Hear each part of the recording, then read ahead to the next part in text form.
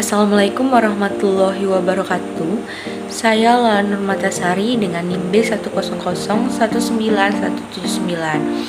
Pada kesempatan kali ini saya akan sedikit menjelaskan tentang pengantar hukum perdagangan internasional, di mana ini adalah salah satu tugas dari mata kuliah Hukum Perdagangan Internasional dengan dosen pengampu Bapak Budi Ardianto SHMH. Untuk pembahasan lebih lanjut, mari simak videonya. Let's get started, stay tune ya. Pertama-tama ada definisi hukum perdagangan internasional. Ada 4 definisi hukum perdagangan internasional menurut para ahli. Yang pertama ada definisi dari Schmidt-Tuch. Schmidt-Tuch mendefinisikan hukum perdagangan internasional sebagai sekumpulan aturan yang mengatur hubungan-hubungan komersial yang sifatnya hukum perdata. Aturan hukum tersebut mengatur transaksi-transaksi yang berbeda negara. Yang kedua ada definisi dari M. Rafiqul Islam, di mana Rafiqul Islam mendefinisikan hukum perdagangan dan keuangan sebagai suatu kumpulan aturan, prinsip, norma, dan praktik yang menciptakan suatu pengaturan untuk transaksi-transaksi perdagangan internasional dan sistem pembayarannya yang memiliki dampak terhadap perilaku komersial lembaga-lembaga perdagangan. Kemudian ada definisi hukum perdagangan internasional menurut definisi Sanson. Sanson tidak menjelaskan bidang hukum ini termasuk bidang hukum privat atau publik atau hukum internasional, tetapi objeknya agak jelas, yaitu jual beli barang, jasa, atau teknologi. Nah, definisi keempat ada definisi dari Hercules Boysen. Dalam mendefinisikan hukum perdagangan internasional menurut Boysen ada 3 unsur, yaitu yang pertama, hukum perdagangan internasional dapat dipandang sebagai suatu cabang khusus dari hukum internasional. Yang kedua, hukum perdagangan internasional adalah aturan-aturan hukum internasional yang berlaku terhadap perdagangan barang, jasa, dan pelindungan hak atas kekayaan intelektual atau yang dikenal dengan haki. Yang ketiga, hukum perdagangan internasional terdiri dari aturan-aturan hukum nasional yang memiliki atau pengaruh langsung terhadap perdagangan internasional secara umum. Nah, di dalam hukum perdagangan internasional terdapat 2 pendekatan hukum. Yang pertama, hubungan antara hukum perdagangan internasional dan bidang hukum lainnya. Hukum ekonomi internasional merupakan salah satu bidang yang mempunyai hubungan atau bagian dari hukum perdagangan internasional. Pendekatan yang ditempuh untuk membedakan kedua bidang hukum ini adalah melihat subjek hukum yang tunduk kepada kedua bidang tersebut. Hukum ekonomi internasional lebih banyak mengatur subjek hukum yang bersifat publik, seperti hubungan-hubungan di bidang ekonomi yang dilakukan oleh negara atau organisasi internasional. Sedangkan hukum perdagangan internasional lebih menekankan kepada hubungan-hubungan hukum yang dilakukan oleh badan-badan hukum privat. Yang kedua, ada pendekatan hukum perdagangan internasional bersifat interdisipliner. Karakteristik lain dari hukum perdagangan internasional ini adalah pendekatannya yang interdisipliner. Untuk dapat memahami bidang hukum ini secara komprehensif, dibutuhkan sedikit banyak bantuan dari disiplin ilmu lain. Dalam bidang-bidang hukum ini terkait dengan perdagangan itu sendiri akan terkait dengan praktik dan teknik-teknik perdagangan. Hal ini membutuhkan bantuan dan pemahaman ilmu praktik perdagangan. Disiplin-disiplin ilmu lainnya yang terkait misalnya adalah teknologi, politik, ekonomi, perbankan dan keuangan, dan lain-lain. Nah, di dalam hukum perdagangan internasional terdapat prinsip-prinsip dasar.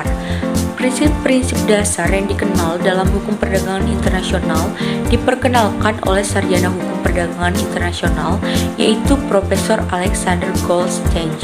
Beliau memperkenalkan 3 prinsip dasar, yaitu yang pertama ada prinsip dasar kebebasan berkontrak. Prinsip dasar kebebasan berkontrak merupakan prinsip universal dalam hukum perdagangan internasional. Kebebasan tersebut mencakup bidang hukum yang cukup luas. Ia meliputi kebebasan untuk melakukan jenis-jenis kontrak yang para pihak sepakati. Ia termasuk pula kebebasan untuk memilih forum penyelesaian sengketa dagangnya. Ia mencakup pula kebebasan untuk memilih hukum yang akan berlaku terhadap kontrak dan lain-lain. Kebebasan ini sudah tentu tidak boleh bertentangan dengan undang-undang, kepentingan umum, kesusilaan, kesopanan, dan lain-lain. Persyaratan yang ditetapkan oleh masing-masing sistem hukum. Nah, kemudian yang kedua ada prinsip dasar Pacta Sunt Servanda. Prinsip yang mensyaratkan bahwa kesepakatan atau kontrak yang telah ditandatangani harus dilaksanakan dengan sebaik-baiknya. Prinsip ini pun sifatnya universal. Setiap sistem hukum di dunia menghormati prinsip ini. Nah, yang ketiga ada prinsip dasar penyelesaian sengketa melalui arbitrase. Arbitrase dalam perdagangan internasional adalah forum penyelesaian sengketa yang semakin umum digunakan. Klausul arbitrase sudah semakin banyak dicantumkan dalam kontrak-kontrak dagang. Oleh karena itu, prinsip ketiga ini memang relevan. Selanjutnya ada unifikasi dan harmonisasi hukum perdagangan internasional. Yang pertama, perlunya unifikasi dan harmonisasi hukum. Harmonisasi hukum tidak sedalam unifikasi hukum. Tujuan utama harmonisasi hukum hanya berupa mencari keseragaman atau titik temu dari prinsip-prinsip yang bersifat fundamental dari berbagai sistem hukum yang ada. Unifikasi dan harmonisasi hukum ini karena hanya dapat dicapai para ahli hukum yang mendalami atau menguasai perbandingan hukum.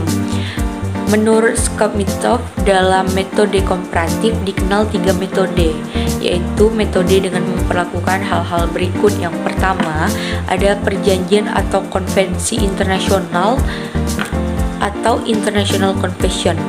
Penerapan atau pemberlakuan perjanjian atau konvensi internasional adalah cara yang paling banyak digunakan dalam mencapai unifikasi hukum. Cara ini dipandang tepat untuk memperkenalkan suatu ketentuan hukum yang bersifat memaksa ke dalam sistem hukum nasional. Yang kedua ada hukum seragam atau uniform law. Hukum seragam tidak lain adalah model-model hukum yang dapat kita lihat dalam model hukum arbitrase UNCITRAL 1985. Model hukum ini memberikan keleluasaan kepada negara-negara yang hendak menerapkan ke dalam hukum nasionalnya. Keleluasaan tersebut mencakup keleluasaan kepada negara yang bersangkutan, apakah akan menerapkan secara penuh aturan-aturan substantif model law. Yang ketiga adalah aturan seragam atau uniform rules. Aturan-aturan seragam memiliki tingkatan yang lebih rendah daripada hukum seragam. Bentuk aturan seragam antara lain terlihat dalam model-model kontrak standar atau kontrak baku. Sebagai contoh, bentuk aturannya ialah The Uniform and Practice for Documentary Credit yang dikeluarkan oleh ICC. Nah, kemudian ada lembaga-lembaga yang bergerak dalam unifikasi dan harmonisasi hukum. Yang pertama ada World Trade Organization atau yang dikenal sebagai WTO. WTO dihasilkan dari putaran Uruguay atau GATT. Organisasi ini memiliki kedudukan yang unik karena ia berdiri sendiri dan terlepas dari badan kekuasaan PBB. Pembentukan WTO ini merupakan realisasi dan cita-cita lama negara pada waktu perundingan GATT pertama kali, yaitu hendak mendirikan suatu organisasi perdagangan internasional yang dulu namanya adalah International Trade Organization atau ITO. Kemudian ada The International Institute for the Unification of Private Law atau UNIDROIT. UNIDROIT adalah sebuah organisasi antar pemerintah yang sifatnya independen. UNIDROIT berkedudukan di kota Roma. Tujuan utama pembentukannya adalah melakukan kajian memodernisasi, khususnya hukum komersial dagang di antara negara atau di antara sekelompok negara.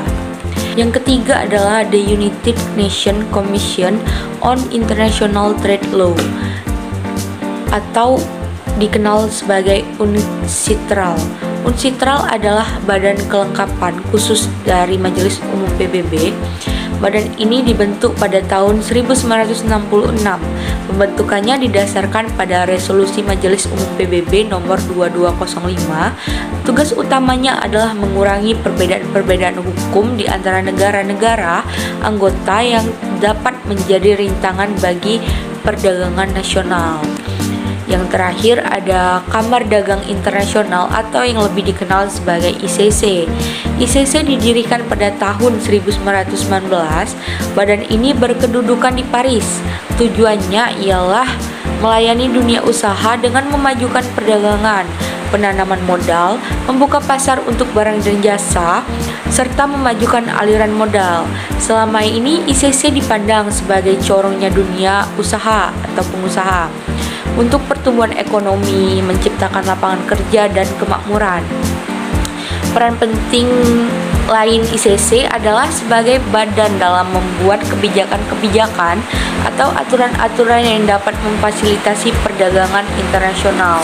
Nah, sekian penjelasan dari saya. Semoga penjelasan ini bermanfaat bagi kita semua. Mohon maaf jika ada salah-salah kata dalam penyampaian. Terima kasih telah menonton. Saya tutup dengan wassalamualaikum warahmatullahi wabarakatuh.